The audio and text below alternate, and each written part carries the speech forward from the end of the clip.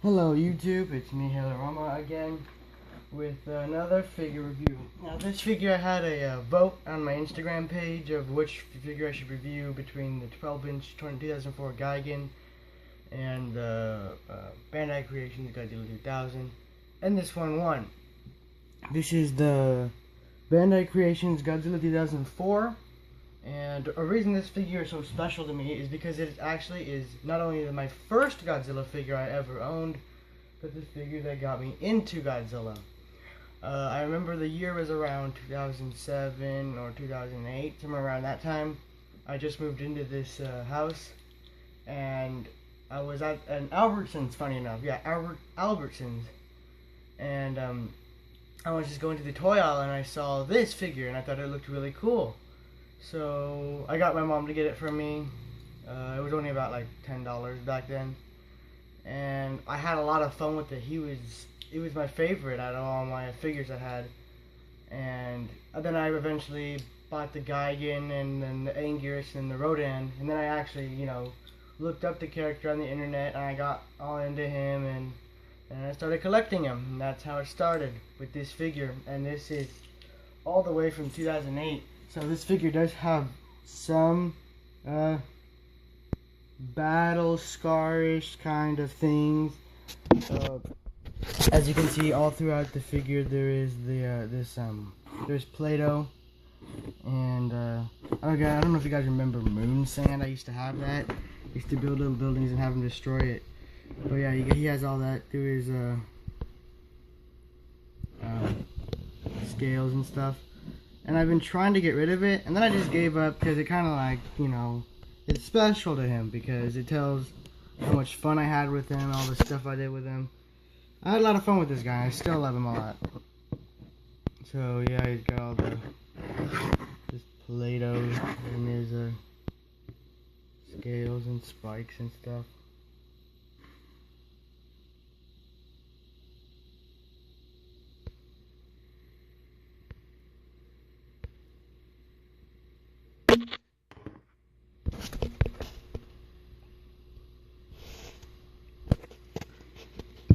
So next to the Jurassic Park Boulder I found, this was my favorite childhood toy.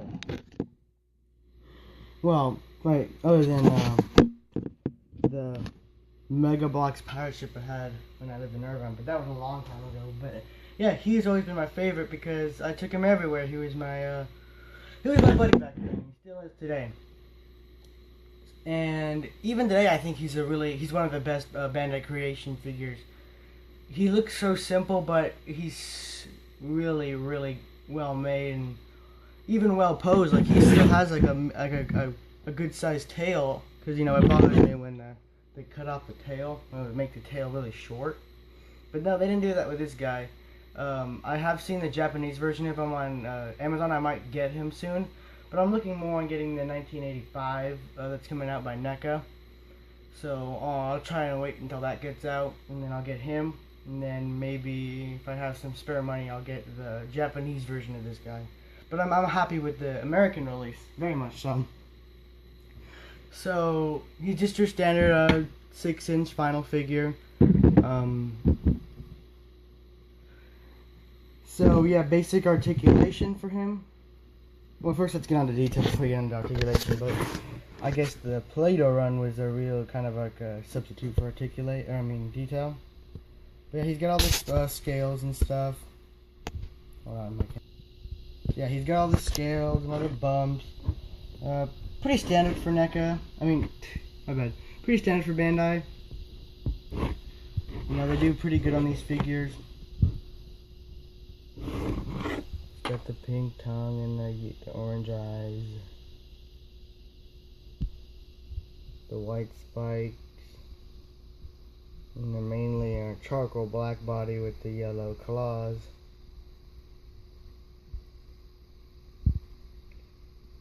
So yeah,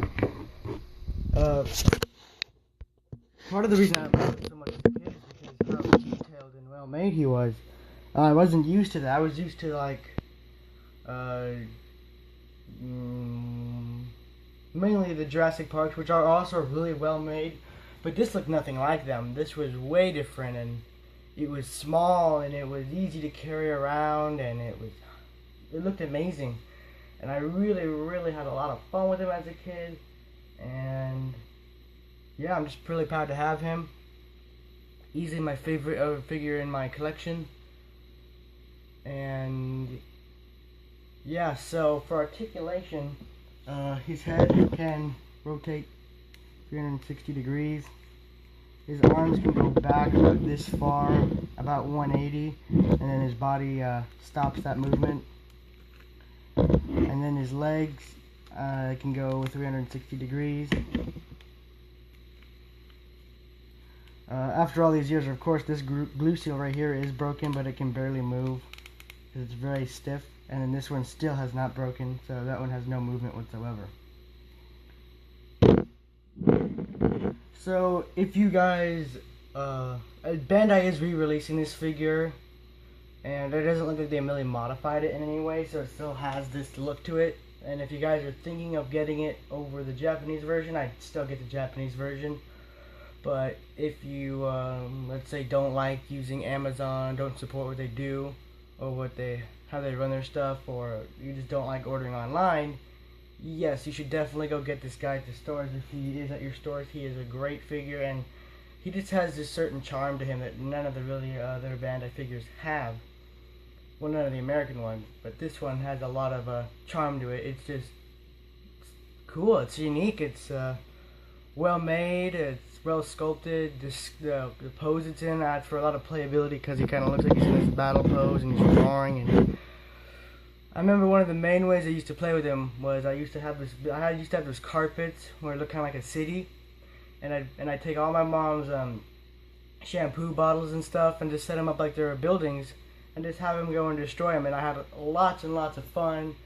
That was back when I used to watch Funimation, when I had bios way back in like 2010, 2009.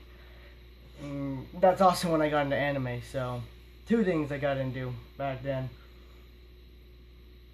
And yeah, those are like my best memories here. So this guy really did help out my childhood. Anyway, let's get on to size scaling for him. Hold on, I have this tape measure somewhere around here. There we go. He stands at just about 6.5 inches tall.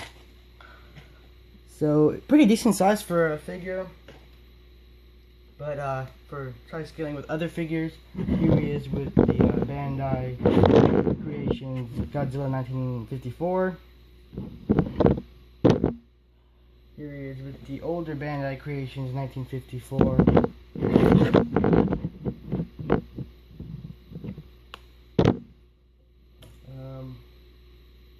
Here he is with the NECA Godzilla 2014.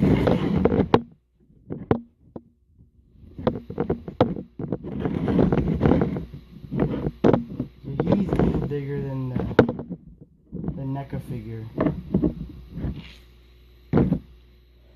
And here he is with Coyote Tango.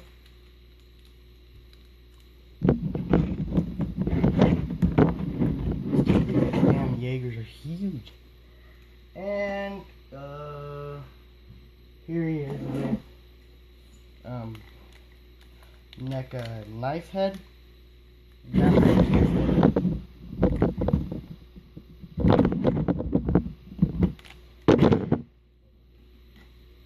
And here he is with Tamashii Nations Monster Arts. Tamashii Nations SH Monster Arts Space Godzilla.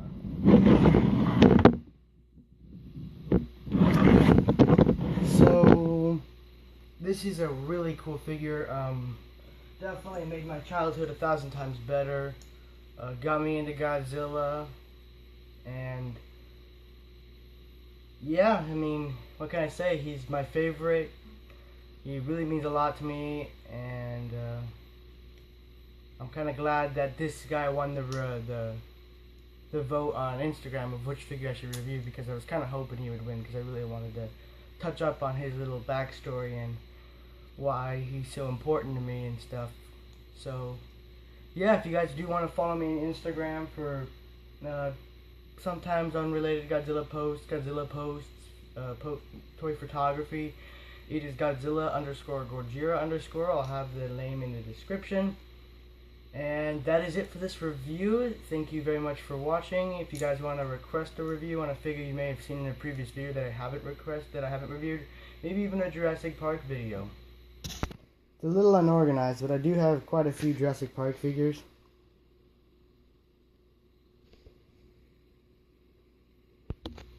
So you can go ahead and request one of those if you'd like. But that's pretty much it for this review. Yeah, go follow me on Instagram. Subscribe. Do whatever. Thanks for watching. This is Hailorama, out.